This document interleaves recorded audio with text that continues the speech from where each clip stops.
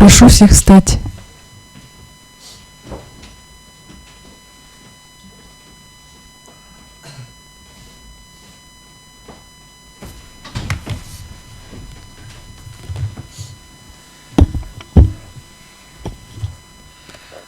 Оглашается мотивировочная часть решения, резолютивная часть решения, прошу прощения. По делу о проверке конституционности абзаца 1 статьи 566 Кодекса Кыргызской Республики о правонарушениях в связи с обращением Айтбаевой Айсулу Жолдошбековны Өмүркул Улу Улана. 26 октября 2022 года, город Бишкек.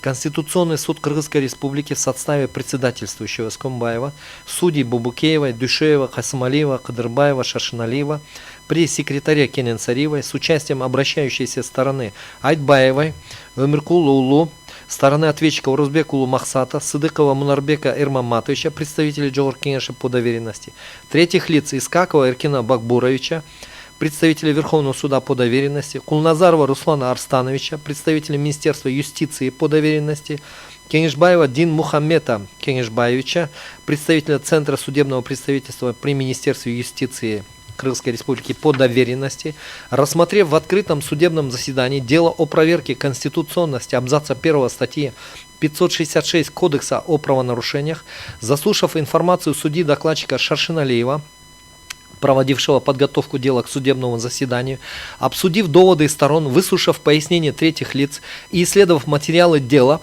руководствуясь пунктом 2 части 2 частью 4 статьи 97 Конституции Кыргызской Республики, статьями 48, 49, 52, 53 Конституционного закона о Конституционном суде Кыргызской Республики, Конституционный суд Кыргызской Республики решил признать абзац 1 статьи 566 Кодекса о правонарушениях не противоречащим части 5 статьи 23, статье 55, частям 1-2 статьи 56, части 4 статьи 58, части 1-2 статьи 61 Конституции Кыргызской Республики.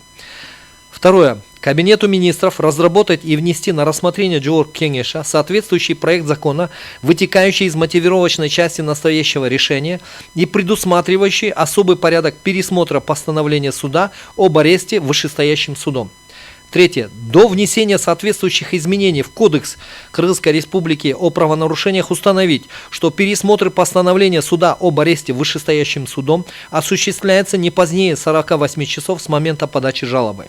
Решение окончательное обжалованию не подлежит. Вступает в силу с момента провозглашения. Решение обязательно для всех государственных органов, органов местного самоуправления, должностных лиц, общественных объединений, юридических и физических лиц и подлежит исполнению на всей территории республики. Принята такая резолютивная часть. В соответствии с законом о Конституционном суде мотивировочная часть может быть подготовлена в течение 10 дней.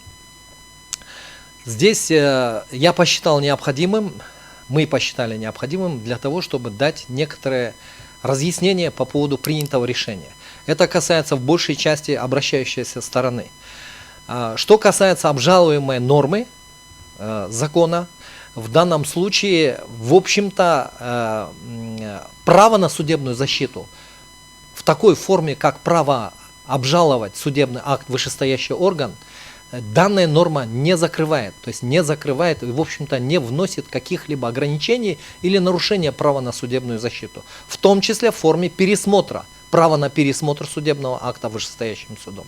Но, тем не менее, учитывая, что арест все-таки является существенным ограничением свободы, право на обжалование и обязанность пересмотра вышестоящего суда, постановления суда нижестоящего о наложении ареста, мы пришли к такому выводу. Решение понятно, да? Что вышестоящим судом оно должно быть рассмотрено не позднее 48 часов с момента подачи жалобы. Не с момента поступления в вышестоящий суд, а именно с момента подачи жалобы. Решение понятно всем? Вопросы есть по резолютивной части принятого решения? Заседание Конституционного суда объявляется закрытым.